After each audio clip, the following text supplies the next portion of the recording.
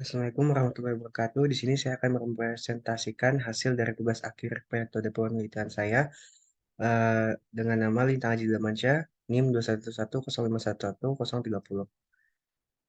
Selanjutnya di sini saya membahas tentang judul pengelolaan dan pembentukan aplikasi pada menu kafe yang berbasis website. Dan ditulis oleh Lina Haji Damansyah, Fakultas Ilmu Komputer, Universitas Pembangunan Nasional Veteran Jakarta pada tahun 2022.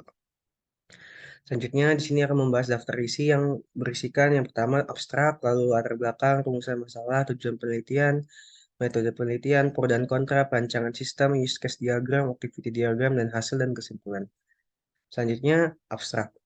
Abstrak dari proposal ini ialah cara pemesanan menu yang ada di Cafe Kawanmi masih ditulis dengan memakai pensil dan kertas. Maka penulis berpendapat bahwa perlu sebuah gagasan untuk memodernkan cara pemesanan kafe tersebut, yaitu dengan membuat suatu sistem pemesanan dan transaksi menu makanan yang dapat digenggam. Lalu penulis merancang sebuah komputer saver untuk memuat berbagai data menu pesanan, agar nantinya bisa mengurangi keterlambatan proses pemesanan menu pada Cafe Kawanmi. Selanjutnya, pada bagian pendahuluan berisi latar belakang. Latar belakangnya merupakan kafe biasanya mengalami kesulitan dalam menyajikan menu makanan dan minuman yang ingin dijual. Kendalanya ialah konsumen rela menunggu lama untuk menerima menu yang ingin dipesan oleh konsumen. Di sisi lain, pramusaji merasa kesulitan untuk menanyakan pesanan yang diinginkan pelanggan yang ditulis tangan di atas kertas. Catatan pesanan yang diorder pelanggan secara manual lebih mengambil banyak waktu serta penumpukan pesanan ketika jumlah pelanggan banyak yang mengakibatkan terhambatnya pesanan. Selanjutnya, pemesanan secara manual juga meningkatkan biaya operasional, tapi dari kekurangan tersebut bisa diatasi dengan kemajuan dan penggunaan teknologi informasi dengan komputer. Pengusaji tidak wajib datang ke belakang dapur dan berulang-aling pergi ke kasir untuk memberitahu menu yang dipesan pelanggan.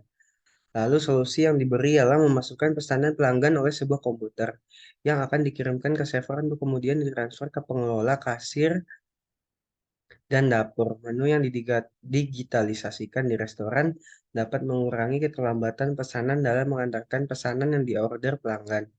Pesanan disortir dan tentu saja biaya operasional menjadi lebih rendah. Selanjutnya, rumusan masalah. Agar mendapatkan sebuah solusi yang efektif terhadap masalah tersebut, kita harus melakukan sebuah upaya. Yang pertama, menganalisis masalah dan menyiapkan formula sistem. Berikut merupakan rumusan masalah dari proposal. Pertama, bagaimana membangun sebuah aplikasi menu restoran dari manual ke digitalisasi. Lalu yang terakhir, bagaimana informasi pesanan yang dipesan oleh konsumen dapat dikirim pengelola, kasir, dapur, dan administrator sistem sehingga bisa mempermudah dan mempercepat pemesanan menu. Lalu selanjutnya, tujuan penelitian. Jadi rumusan masalah tersebut didapati sebuah tujuan untuk tugas proposal ini ialah yang pertama, menghasilkan sebuah sistem pemesanan menu yang bisa diakses di rumah. Lalu, mengirimkan informasi pemesanan makanan dan minuman kepada kasir, kitchen, dan sistem administrator.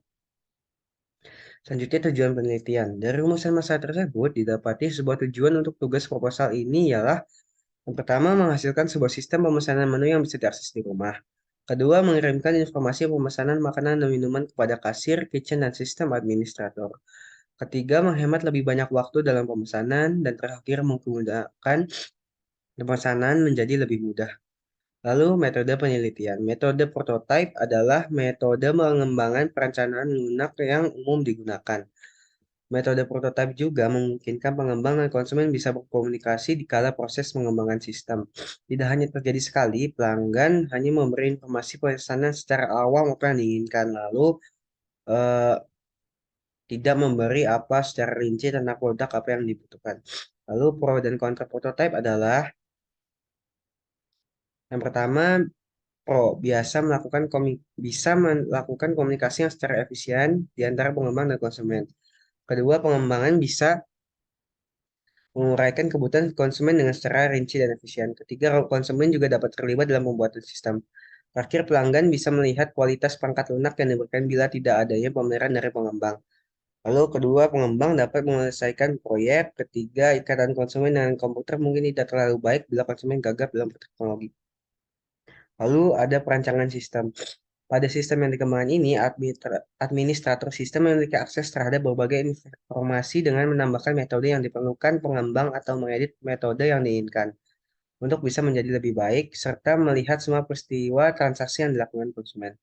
Di saat yang sama, pelayan juga bisa menggunakan untuk melihat transaksi yang baru dibeli oleh konsumen, namun batasan pelayan yaitu hanya dapat melihat menu yang ada pada kafe. Kasir juga dapat login untuk melihat informasi transaksi pesanan. Dan terakhir, koki hanya bisa melihat informasi menu apa saja yang dipesan oleh konsumen lalu meneruskannya bila masakan sudah jadi ke pelayan. Lalu terdapat use case diagram di mana langkah pertama yaitu verifikasi yang akan menuju ke login. Bila login benar, maka akan diteruskan ke verifikasi. Bila login dilakukan oleh pelayan, maka pelayan bisa memilih kategori, lalu meneruskan data pesanan ke dapur atau ke kasir. Selanjutnya, login juga bisa dilakukan oleh kasir untuk melakukan sebuah transaksi. Kemudian login juga bisa dilakukan oleh admin yang bisa melakukan tambah kategori. Selanjutnya di sini ada login activity diagram. Pada skema operasi login, user akan dikerahkan untuk proses masuk ke akun user terlebih dahulu dengan memasukkan username dan password yang dikaitkan oleh akun Google. Bila proses valid, maka aplikasi akan menampilkan tampilan menu.